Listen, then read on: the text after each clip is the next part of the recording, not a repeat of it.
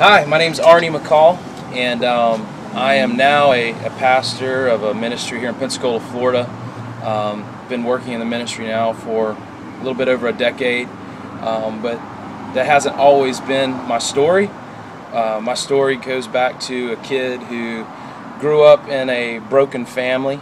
My mom and dad divorced whenever I was around 7 years old, and really during that whole period of time in my life as a kid, my father was struggled with alcohol abuse and drank a lot, and really my mom and dad weren't really together a whole lot.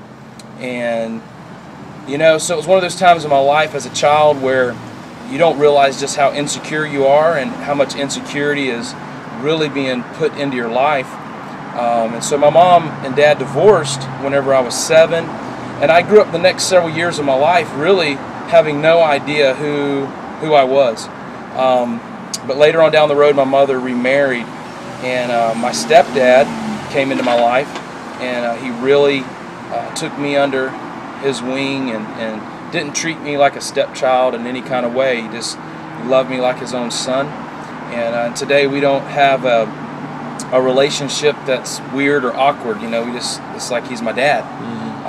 But during that period of time of me growing up from a child to a teenager, I really got into a lot of jacked up stuff, and got into doing some drugs and a lot of alcohol, and I thought that the way I could fill the void in my heart, and I didn't even know that it was a void that was really there. You just feel empty, but I kept trying to just put stuff in there to make me feel happy at the moment, or feel cool or popular, or like you have friends, and so I partied a lot and played sports and kept thinking that I was going to fill that void of insecurity and fear and rejection with other stuff, and it just never happened.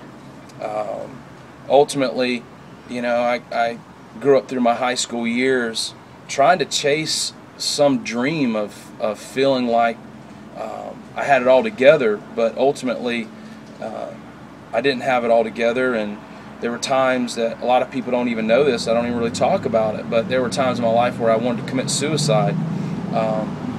There was one time I actually remembered holding a pistol in my hand and just asking myself the question, is life really worth even living anymore? But on the outside, a lot of people look at my life and think, well, you played sports and you got a good family and all this kind of stuff, that your life must just be okay. But really there was something that was dying inside of me, and probably the only reason why I didn't do it was because I just didn't really know where I would end up. I kind of knew about this idea of being, there being a heaven or hell, and I just didn't know if I was going to end up in a worse place than the way I felt, and so I think that probably kind of stopped me from doing it.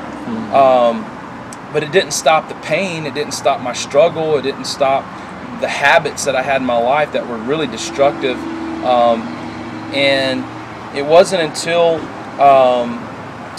in 1995, when I graduated from high school, that I went to Europe to tour singing with this choir, that I've met God really for the first time. He spoke to me in a very real audible way. But let me back up for a second, because before that happened, actually I was 15 years old and I went to a church camp, and this is how messed up I was. I actually took alcohol to this church camp because I was like, what, it's probably going to be boring, so I'm going to make sure I have a party and have a good time with myself. And I don't even know if my parents even know that I did that. They probably didn't. They probably killed me over it. But I got there, and I remember this one particular night, man, they brought this cross up to the stage, and God just started moving in this auditorium in such a powerful way. This man stands up and he says, if you have any sin in your life, I want you to walk up here to this cross and take one of these nails and this hammer and nail it to this cross. And dude, out of nowhere, I had never felt conviction before. I never felt God's presence like this before, but I just knew that I brought all this alcohol to this church camp and I was totally messed up. And I walked up there and I remember nailing it to that cross. And I went back to my dorm that night and I dumped out and poured out all my alcohol, and I was totally wrecked. And and it was like Jesus Christ really met me as a 15-year-old and touched my heart and my life. And I went and met with a counselor afterwards and told him what I did, and he prayed for me. And so that was around when I was around 15.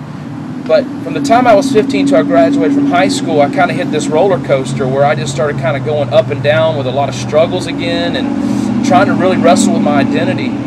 And so then it wasn't until I went to Europe in 1995 after I graduated from high school that God took me the next step forward. You know, He took me from just having an experience at a church camp to actually speaking to me pretty audibly when I was in Europe with this choir.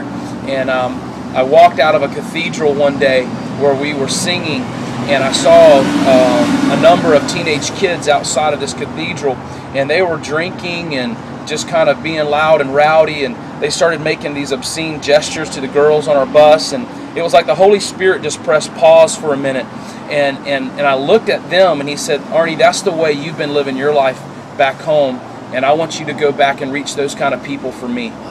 And so I knew in my heart for the first time that not only had God touched my heart, but God was actually giving me an assignment, that God was calling me to go back and help people just like me, people who were broken, jacked up, messed up, had addictions, and to really reach this next generation of people with His love. And so I came back home after that trip and thought I was going to play baseball for the rest of my life, only to walk away from it all and to say, you know what, God, I just want to serve You with all my heart and just follow You all the days of my life. And I can say that He's healed my heart. He's taken away my addictions. He's given me a beautiful wife. He's given me beautiful children. And every single day is an amazing adventure, just walking with Him and getting to know more about Him as He tells me more about how He feels about me and how much He loves me. So this is my story, this is my testimony, and I'm sticking to it.